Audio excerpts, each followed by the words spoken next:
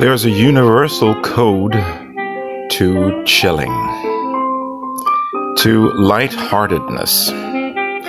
When I was a younger man, in my teens, in my early 20s, I used to record what I called discussion tapes. And I had lots of them. But of course, in moves and so on, they all disappeared. But I still do that kind of stuff. And my reaction to things that I saw in life that were either strange to me or different or that needed talking about was to record my thoughts on cassette or write articles. And today I do YouTube videos, I do live streams, I read a lot about quantum physics and the nature of reality. Back then, let's say when I was in my teens and early 20s, I used to say, take things seriously. There's still a great portion of of seriousness to me, but I have a great portion of lightheartedness. I'm an Elvis imitator. I do lots of swing music. I sing rock and roll. I'm a great lover in happiness. And I believe that also sex is a wonderful road toward happiness. And we all need tenderness. Sex is a prolonged embrace. And it is also what creates our children. And we need to love it because otherwise our species would not survive. So saying it's a sin is like saying that breathing is a sin. We have to like it because otherwise we wouldn't be where we are. An animal will not ever ask, is it a sin to mate? Because they do. And you won't have to ask if animals have souls, because we know that they follow the vibrations much more than we do. They sense a person much more than we do. They follow their hearts much more than we do. And elephants, they gather in a circle before they go to the water, and they also communicate over long distances, just like whales do. And a dog knows 10 minutes before his master is coming home. So I think animals have a greater capability of following their hearts than we do. We have become mind and brain geared in our society. And that's also part of chilling, the universal code to chilling. Lightheartedness. Yes, take things seriously, but it depends on what you take seriously. Do you take society seriously? Okay, you take your position in society seriously, you take your job in society seriously, but don't necessarily take society as a construct seriously, because reality is an illusion anyway, and we can prove that reality is an illusion. 99.9% of everything is empty space, and 0.00001% of everything is vibrating matter. So all the matter that we know vibrates, and it's only vibration. Matter is only vibration. It only vibrates.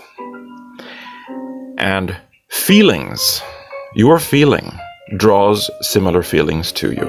And you'll notice that in anything that you do, in everything that you do, that similar feelings draw similar feelings to each other. It's the nature of everything. You know that when you talk about someone or think about someone, that person will inevitably call. You talk about a song and that song will come. You have synchronicities in your life all the time, whether you know it or not.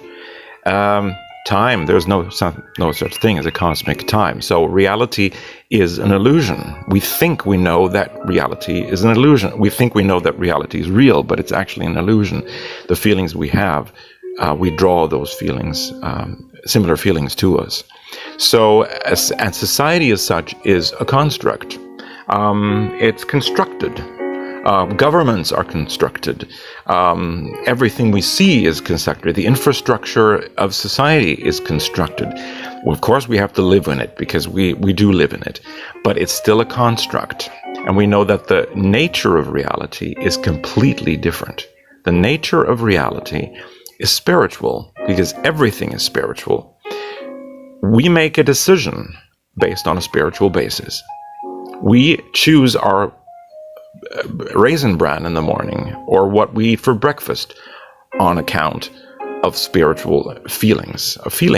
We follow our gut. Even the most incredibly boring tax man the most gray person will base his decisions on a gut feeling. Whatever he says he based this on intellectual, but he bases his decisions on his gut, not on his brain. And when he says, I am who I am, he doesn't point to his head, he points to his chest, where the heart chakra is. And the chakras, they are connected to the spinal cord, the spinal tap, the nervous system. And society is a rat's maze. People are running around in society thinking that everything is in society and the answers are in society. Now, people in society will tell you, they will always tell you that they have the answers. The doctors out there will tell you that they have the answer. The tax collectors will say that they have the answer. The priests out there will say that they have the answers. The religions will say that they have the answers. Everybody in society wants to make money, and everybody in society wants to get their voice heard. And the most difficult thing of all is that the religions have convinced people that they are monopolizing on God, and nothing can monopolize God. God was there before religions. He was there way before religions. He was there before the Big Bang. I mean, they're finding out in the universe, they're finding out that there are galactic star clusters that are way older than the Big Bang. And God was there before religions. I mean, God cannot be religions. And we have different ways to describe God, and that's why there are different religions. I'm a great believer in the resurrection of Christ, but I'm also a believer in the enlightenment of Buddha. And all the different religions have said the same thing: interfaith. And the Qi philosophy of the Chinese is the closest thing to what quantum physics has been saying for years. We come from Qi, we go to Qi. And Qi is the life force that we practice when we do Tai Chi or Qigong. And we notice that this life force really increases when we do Tai Chi, the long flowing movements. So take this to heart, knowing that.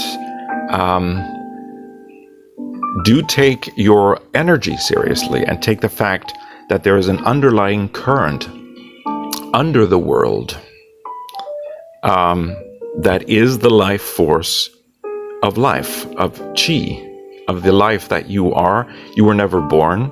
You will never die. You exist. You are a part of God, and God is not outside of you. God is inside of you. Don't believe anyone who says that you have to pay any money to find God. All the websites in all of the world will tell you that there's a quick fix to find God, or a quick fix to make loads of money. They will tell you that they will find your archangel for you. They will send you mails saying, why haven't you responded to my inquiry? I can tell you who your guardian angel is. I'll tell you your lucky numbers. I will introduce you to God. They're lying. You have God in you, and you have luck in you. You've always had luck and love, and the answer's in you. That is the point of life. You have everything you need in you. You don't even need religions. Religions can help you find God. You can go into the temples. You can go into the churches. You can go into the mosques. You can go into all those places. But God is in the inner faith. And you're not just one body. You are an energy. And thank God quantum physics has told us that everything is spirituality. And that's actually the consensus and the inner faith of everything. That everything is spiritual. And when I say that everything is energy, I'm not saying superficial. I'm saying spiritual. We come from one source. Electrons, they entangle, they connect over long distances. And once the friendship electrons, and I call them friendship electrons, the connecting of electrons, of subatomic particles, once people's energies connect, they're connected forever, and their subatomic particles do a simultaneous dance over long distances. Society is a maze where rats are running around and they don't even know that they're in a maze. They believe that the answers to all their problems is in this society, in this construct that somebody's created. We have to live in society, but not with society. We know that we're from somewhere else. There is so much proof of reincarnation. There is so much proof. Eternity did not begin now because time does not exist anyway. There's only the here and now, but eternity is different. The real spiritual world is timeless. Put on a nice piece of music. Drink a glass of wine. Take your energy, your spiritual energy, seriously. Don't take society that seriously. Because you know you come from somewhere else. You're a guest here in this world.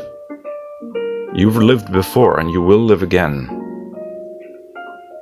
Make the best of life. Enjoy life. Read a good book. Embrace your loved ones. Make love to your partner. Embrace your children. Be good to other people. And realize that you're a guest here. You're a visitor on a workshop. And the seminar is called Earth. And it's very much like the simulation hypothesis. It's not like a computer game, but I don't believe we're in a computer game. I believe that we're here on a workshop and that God is in you. He's not outside of you. He's not that bearded guy on a cloud. Be in the here and now and enjoy as much as you can. And remember the lightheartedness. There's this wonderful Buddhist story. A student comes to a master, to a guru, and says, "How can I be happy? I want to be happy. There's so much in life that's difficult. How can I be happy?" And then the master says, "Well, be happy. When you're sitting, sit. When you're walking, walk. When you're standing, stand." And the student says, "That doesn't answer my question." No, it should answer your question. When you sit, sit. When you stand, stand. When you walk, walk. And the student says, "I still don't understand, because you're not in the here and now. When you're sitting, you're standing. When you're standing, you're walking. When you're walking, you're already there. You're never where you are. You're never ever in the here and now. And the reasons you give yourself not to be happy, always to say, but I can't, but I shouldn't, but he says, but she says, that word, but weighs 1,000 sorrows. Don't give yourself a reason not to be happy, because you decide if you're happy. No circumstance is ever perfect. Perfection is an illusion. Perfection is the ultimate illusion. There is no such thing as perfection. You can be as good as you can be, as truthful as you can be, and fill things with love, as much love as you can. And that is the art of chilling, the universal code to chilling, which means taking it easy, being a little lighthearted, just enjoying life. Even in this crazy time of the so-called pandemic, so many wonderful things are happening because people are returning to themselves. They're trying to make connections where connections haven't been made. They're walking out in nature more. They're connecting with old friends, watching good movies, trying to understand one another, giving nature a break, driving less in cars, trying to fix things that went wrong, finding out about reincarnations, solving problems, listening to good music. You are much more than you ever can believe. And that energy of who you are, that unique energy, is connected to your eternal being, the eternal everything. Reality is an illusion. Reality doesn't exist. You are the answer to all your problems. Go and embrace your loved ones. Put on a good piece of music. Drink a glass of wine. Read a good book. Write a good list of things that you love.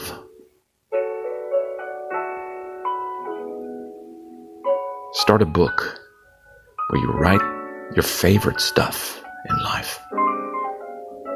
The universe wants you to chill your bass.